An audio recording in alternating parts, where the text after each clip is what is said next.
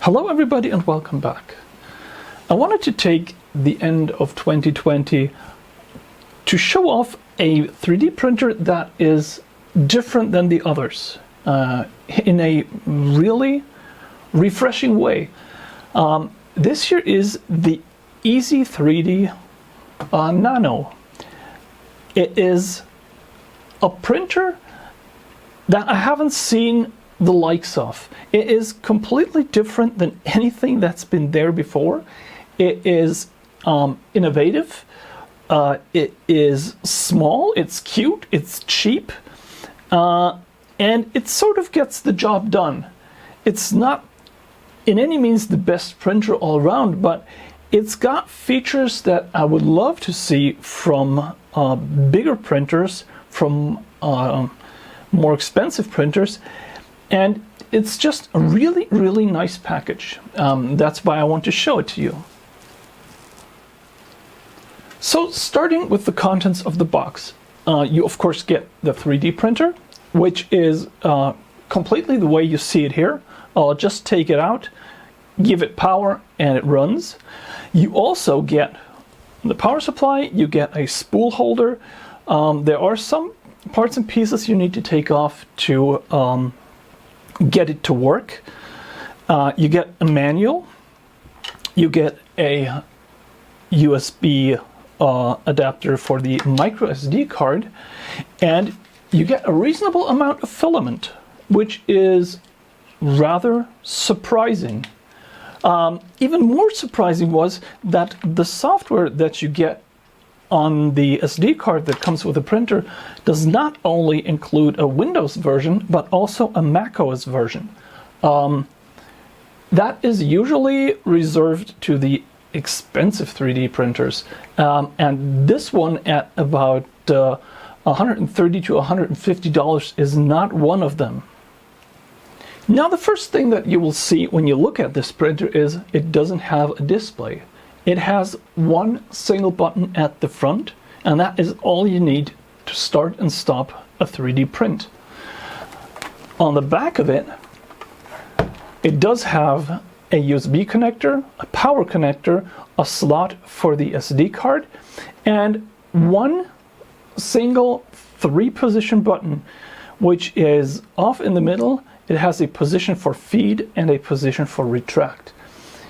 If you want to feed new filament or retract the filament existing in the printer, all you have to do is press this button to one side or the other, and the printer will do everything for you. It's going to heat up, it's going to retract the filament, it's going to stop doing that and wait for you to take over. It basically does everything for you.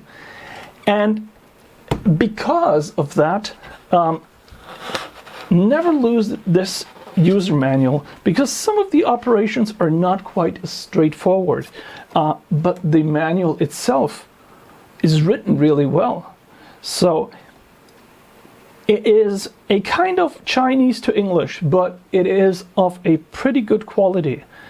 And I was able to get this to run like in a couple of minutes. And I was really astounded. And the more I kept looking into this printer, the more astounded I was, because it is a really, really odd thing. Now, the first odd thing about the printer is the setup. Looking down on it, you have the relatively large print head, extruder, heater, whatever combo.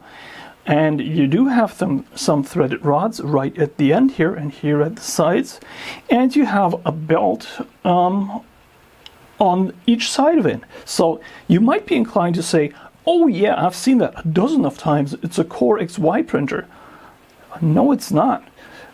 And I was really astounded to find that out, because there's only one belt on the X or Y axis, whichever it is.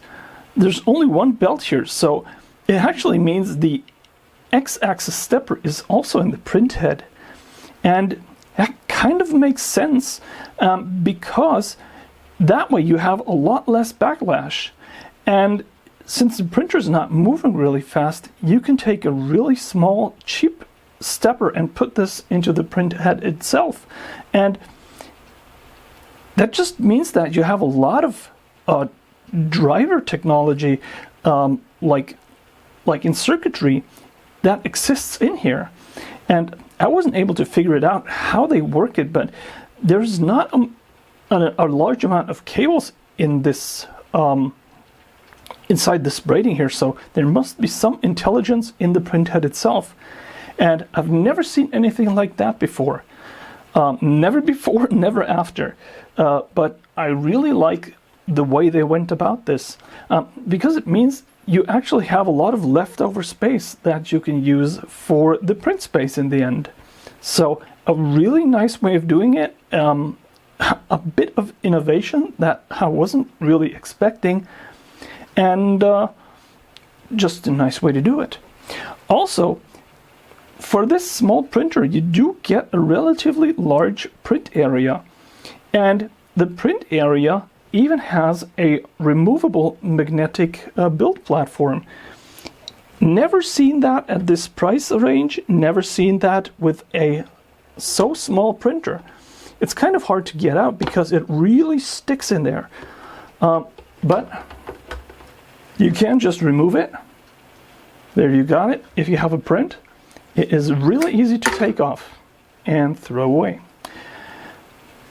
So another example of they did it the complicated way, but still it's in a really, really cheap printer.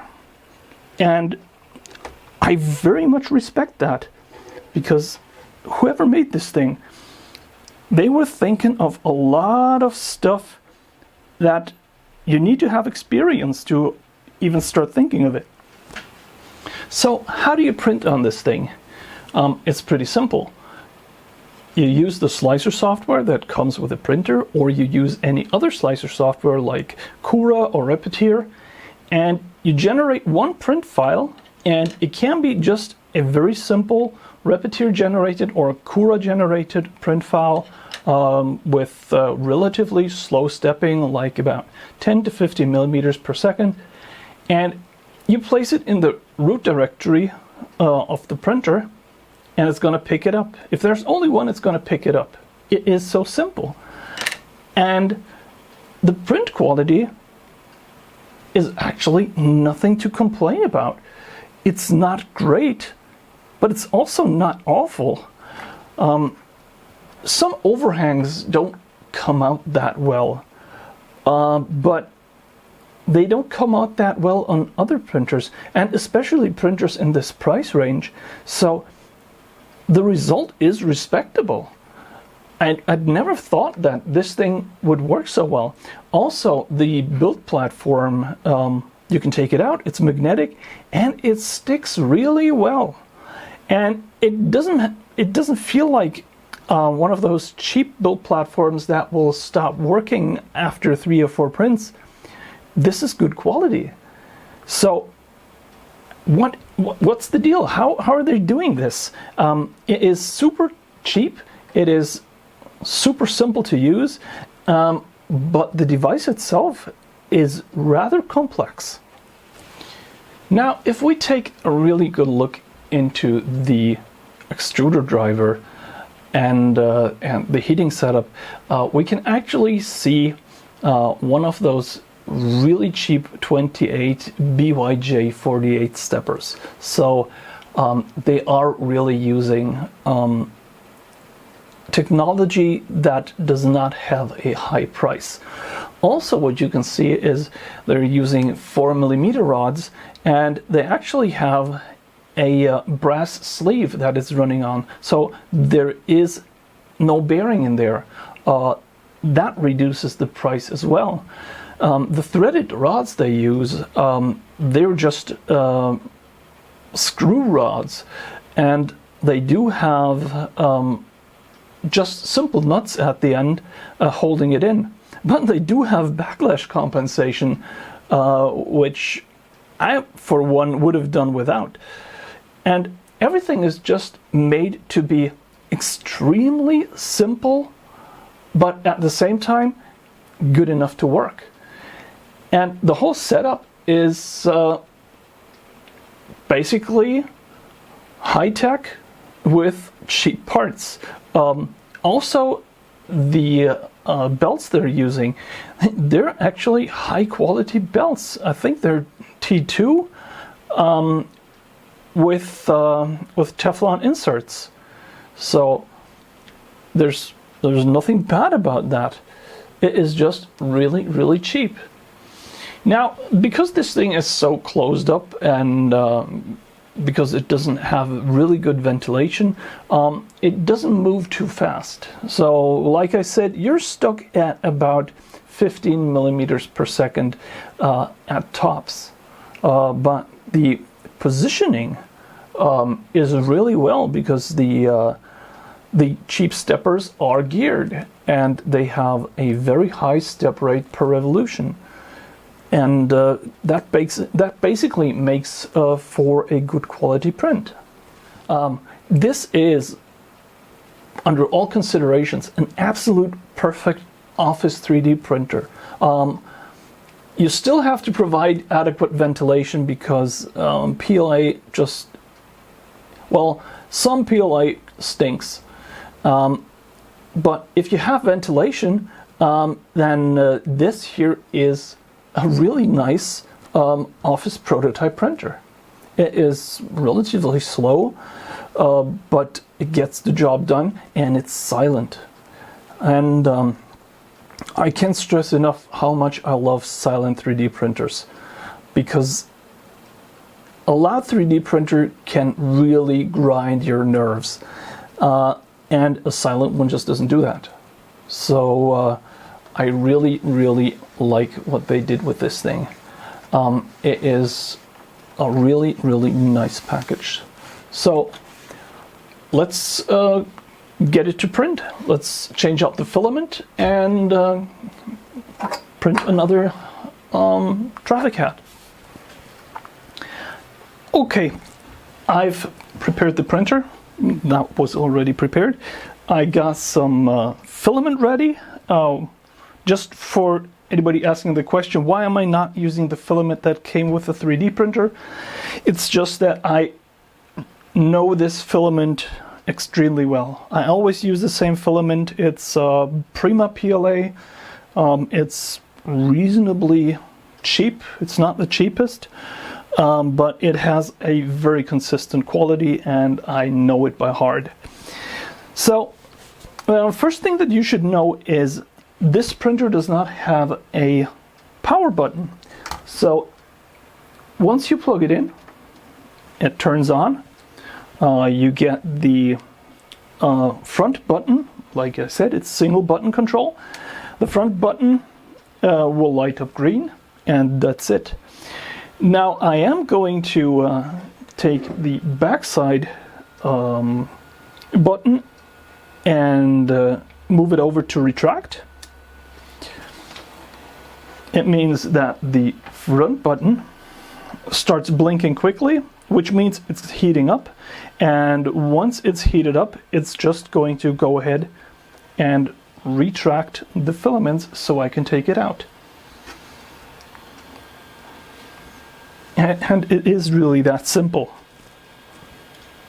So we'll just wait for this to move out. The fan just came alive, but you can really not hear it. It is really silent. I can take the microphone and put it real close to that.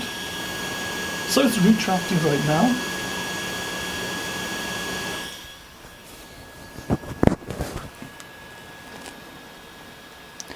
And that was it. Filament removed. Now I'm going to put the feed switch back to the middle position. It stopped retracting. Now I'm going to feed the new filament. Just make sure that that is nice and straight at the beginning, because that makes it easier. and I'm going to turn the knob into the feed position. It is already heated up, so it is now pulling in the filament. It's doing it all by itself.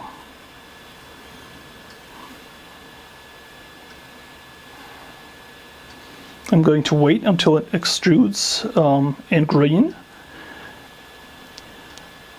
And once it's done that, and the color change is complete, I am just going to move the switch back into the middle position.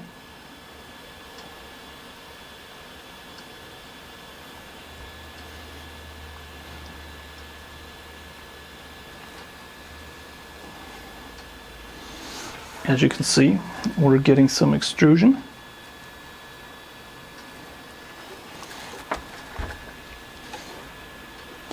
And now that the color of the extruded material is bright green, I can just put the switch back into the middle position. And we're done. And that was it. Now I can start a print right away, and all I have to do to start it is press the play button. So get you a bit zoomed in. Pressing the play button.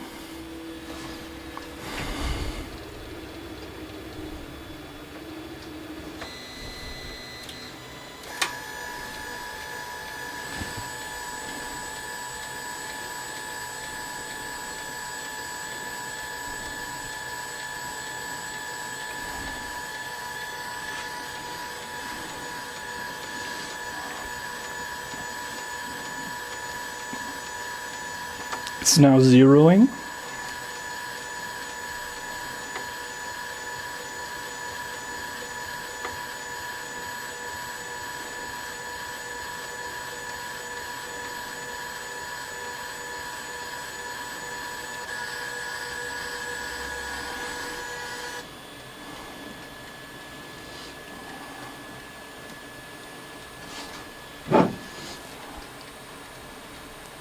Now continues to heat up,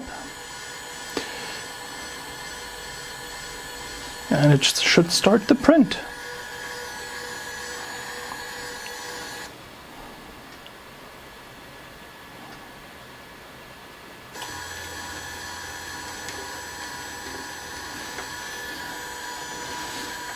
So this is the print speed that you will be seeing.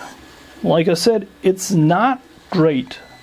But it's not too bad either.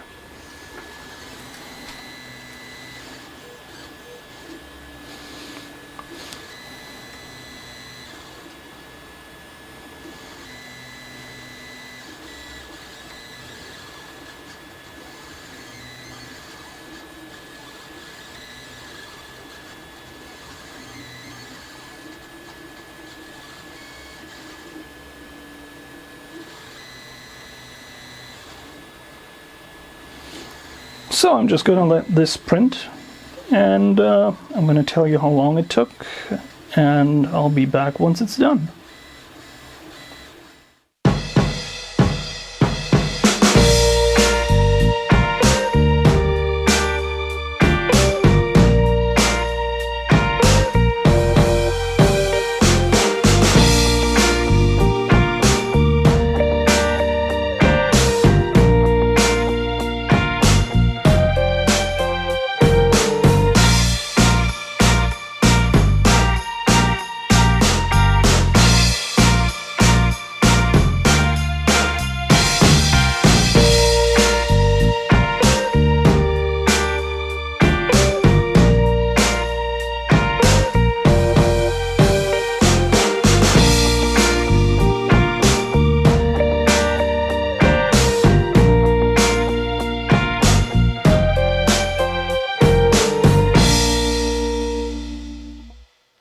So 1 hour and about 35 minutes later, the print is done.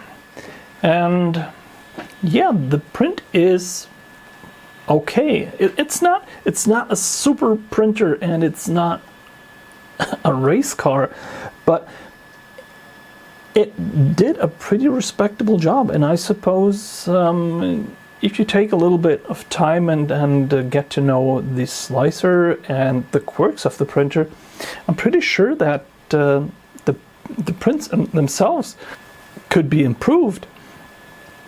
But I'm not unhappy with this. Some of the older printer, especially the cheap small printers, were a lot worse than this. Well, let's try to lift this out. Here we go. And we can just pop this off.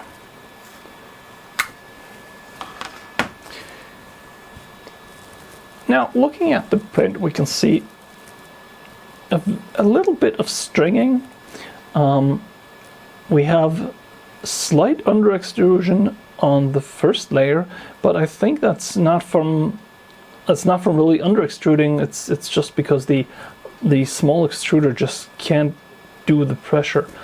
We can also see a slight step in here, and that is from the layering. There are not enough printer positions to make this a perfectly smooth part. And we have the same issue on the other side.